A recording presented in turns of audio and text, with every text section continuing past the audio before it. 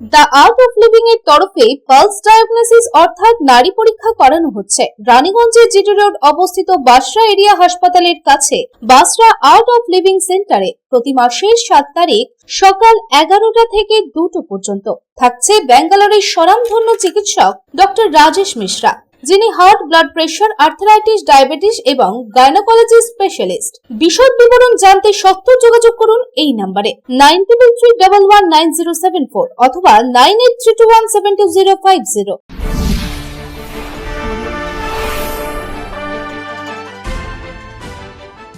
আগামী 23 এবং 29 এপ্রিল রাজ্যে 2 দফায় নির্বাচন প্রক্রিয়ায় বিভিন্ন রাজনৈতিক দলের প্রতিনিধিরা ইতিমধ্যে তারা তাদের মনোনয়নপত্র জমা দেওয়া শুরু করেছে। পশ্চিম বর্ধমান জেলার 9টি বিধানসভা কেন্দ্রের প্রায় সবকটি আসনেই বিভিন্ন রাজনৈতিক দলের প্রতিনিধিরা প্রতিদ্বন্দ্বিতা করছে এবং সব রাজনৈতিক দলের প্রতিনিধিরাই ইতিমধ্যে মনোনয়নপত্র জমা করেছে। শনিবার অর্থাৎ 4 এপ্রিল মনোনয়নপত্র জমা দেওয়া শেষ তারিখ। তাই এই দিন কংগ্রেসের তরফ থেকে দুর্গাপুর পূর্ব, পাণ্ডবেশ্বর, দুর্গাপুর পশ্চিম এবং রানীগঞ্জ কেন্দ্রের প্রার্থীরা তারা তাদের মনোনয়নপত্র জমা করল। তাদের মনোনয়নপত্র জমা করার প্রক্রিয়া এক অভিনব প্রদর্শন। কারণ কংগ্রেসদের অভিযোগ, পেট্রোল ও ডিজেলের ক্রমবর্ধমান মূল্যবৃদ্ধির প্রতিবাদে তারা অভিনব উদ্যোগ নিয়েছে। দুর্গাপুরের সিটি সেন্টার চত্বর ঘুরে সাইকেলে চড়ে মনোনয়নপত্র জমা দিতে এলেন প্রার্থীরা। পাণ্ডবেশ্বর বিধানসভা কেন্দ্রের প্রার্থী উত্তম কুমার রায়, দুর্গাপুর কেন্দ্রের প্রার্থী দেবেশ চক্রবর্তী এবং রানীগঞ্জ বিধানসভা কেন্দ্রের প্রার্থী ফাইয়াজ আহমদ তিনজন একসঙ্গে সাইকেল চালিয়ে দুর্গাপুর মহকুমা শাসকের দপ্তরে পৌঁছান। জ্বালানির মূল্যবৃদ্ধির প্রতিবাদে তাদের এই প্রতীকী কর্মসূচি। সাধারণ মানুষের উপর বাড়তি আর্থিক চাপের বিষয়টি তুলে ধরতেই এই অভিনব পন্থা বেছে নিয়েছে বলে জানান প্রার্থীরা। দুর্গাপুর পূর্ব কেন্দ্রের প্রার্থী দেবেশ চক্রবর্তী জানান, নির্বাচনের সময় সমগ্র পৃথিবীতে যুদ্ধের পরিস্থিতি উত্তাল হয়ে আছে।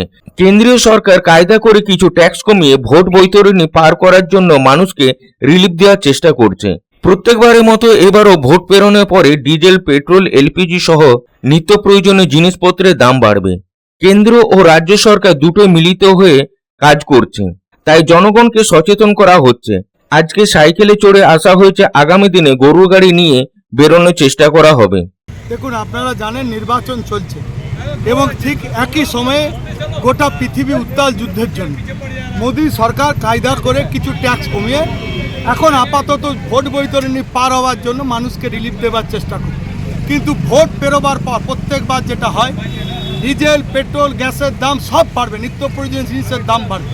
দিদি আর মোদির এই প্যাকেজ, আমরা তাই এখন থেকে মানুষকে সচেতন করছি এবং আমরাও অভ্যাস করছি ভোটের পর তখন তো আর কেউ 4 চাকা বা গাড়িতে যেতে পারবে না পরিবহন, তাই আমরা যেন আদিম যুগে ফিরে যাচ্ছি। এখন সাইকেল, এরপর হয়তো আমরা গরুর গাড়ি নিয়ে বেরোবো। মানুষকে আমরা বার্তা দিচ্ছি, সচেতন থাকুন। ভোট বৈতরণী পার হওয়ার জন্য ছলাকলা চলছে। ভোটের পর পেট্রোল, ডিজেল, নিত্য প্রয়োজনীয় জিনিসের দাম, গ্যাসের দাম সব বৃদ্ধি পাবে।